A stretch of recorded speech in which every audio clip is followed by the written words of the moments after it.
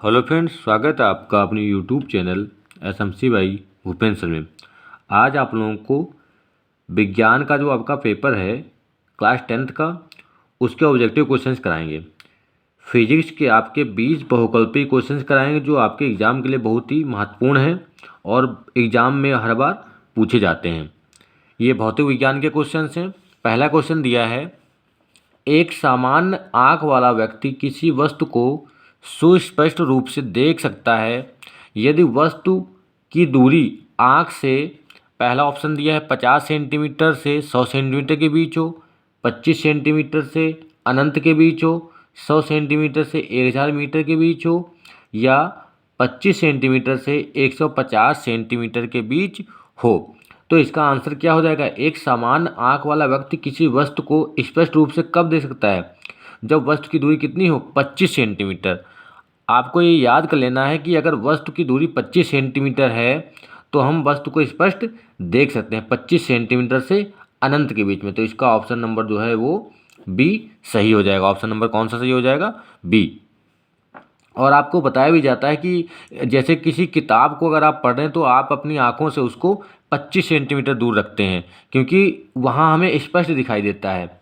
अगला है, मानव नेत्र द्वारा वस्तु का प्रतिबिंब बनता है, या इसको अगर आप ऐसे कह सकते हैं, मनुष्य की स्वस्थ नेत्र में प्रतिबिंब बनता है, या मानव नेत्र के जिस भाग में किसी वस्तु का प्रतिबिंब बनता है वह होता है, और चौथा है, मानव नेत्र जिस भाग पर किसी वस्तु का प्रतिबिंब बनाते हैं वह कौन सा भाग है। इस क्वेश्चन को 4 प्रकार से पूछा गया है कि मानव नेत्र द्वारा वस्तु का प्रतिबिंब कहाँ पर बनता है। इस प्रकार के आपके क्वेश्चन बहुत इंपॉर्टेंट होते हैं और तैयार कर लेना चाहिए क्योंकि इस प्रकार से आपको हर बार किसी अलग तरीके से पूछ सकते हैं। तो इसका आंसर क्या हो जाएगा? पहला दिया है कार्निया पर, आइरिस पर, पुतली पर, या रेटिना पर। तो ये आपको पता होगा कि ये कहाँ पे बनता है प्रतिबिंब। इसकी जो इमेज होती है वो कहाँ पे बनती है? रेटिना पर बनती है। कहाँ बनती है? रेटिना पर, रेटिना या दृष्टिपटल पर। तो इसका आंसर हो जाएगा रेटिना पर। क्या हो जाएगा? मनुष्य नेत्र द्वारा वस्तु का प्रतिबिंब कहाँ बनता है? रेटिना पर। अगला है 3 नंबर, मानव नेत्र में रेटिना पर बनने वाला प्रतिबिंब सीधा होता है परंतु उल्टा दिखाई देता है। दूसरा है, उल्टा होता है परंतु सीधा दिखाई देता है। सीधा होता है परंतु सीधा दिखाई देता है। उल्टा होता है, उल्टा ही दिखाई देता है। तो ये आपके ऑप्शन है। क्वेश्चन क्या था? मानव नेत्र में रेटिना पर बनने वाला प्रतिबिंब, मतलब जो मानव नेत्र है उसमें रेटिना पर जो प्रतिबिंब बनता है वो किस प्रकार का बनता है। तो इसका आंसर हो जाएगा कि मानव नेत्र पर रेटिना पर बनने वाला प्रतिबिंब उल्टा होता है। रेटिना पर प्रतिबिंब कैसा बनता है? उल्टा बनता है, लेकिन वो सीधा दिखाई देता है। उल्टा बनता है परंतु वो सीधा दिखाई देता है। अगला क्वेश्चन दिया है, चौथा क्वेश्चन दिया है, अभिनेत्र लेंस की फोकस दूरी में परिवर्तन किया जाता है। अभिनेत्र लेंस की फोकस दूरी में परिवर्तन किया जाता है। ऑप्शन नंबर ए है पुतली द्वारा, दृष्टिपटल द्वारा, पंचाम्भी द्वारा, और परितारिका द्वारा। तो इसका आंसर क्या हो जाएगा? पंचाम्भी द्वारा। क्या हो जाएगा?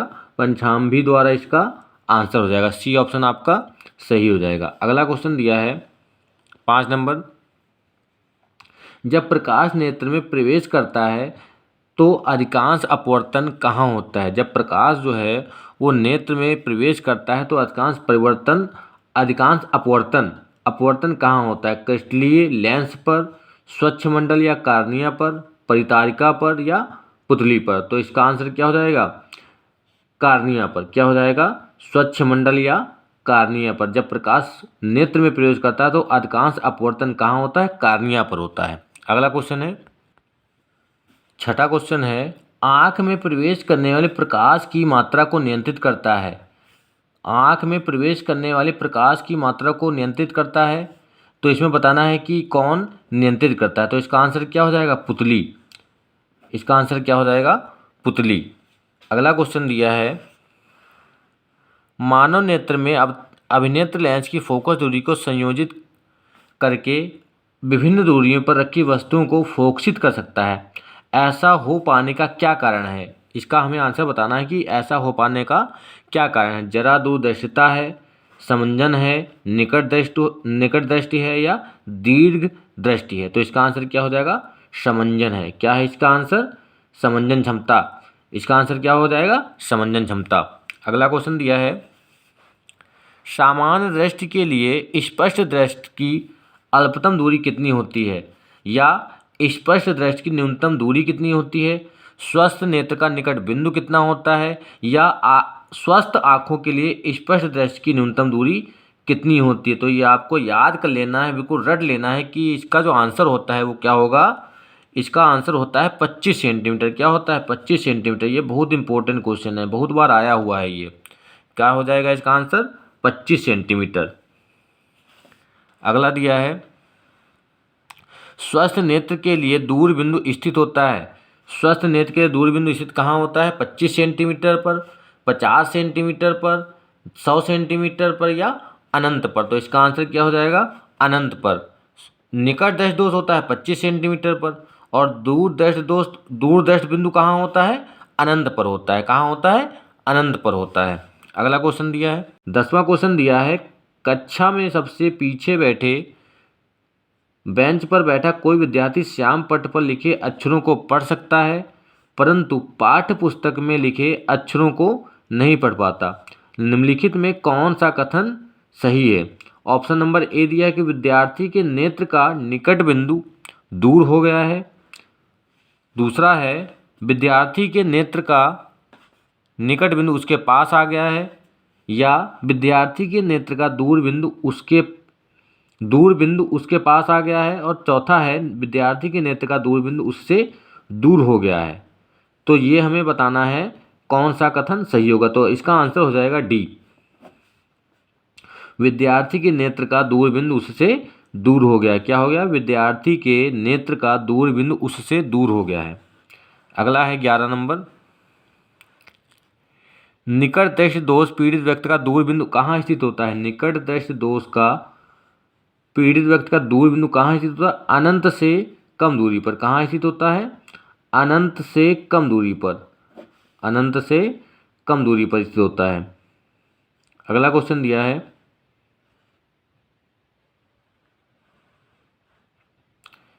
एक व्यक्ति दूर स्थित वस्तुओं को स्पष्ट रूप से देखने में असमर्थ है, उसके नेत्र में दोष होगा।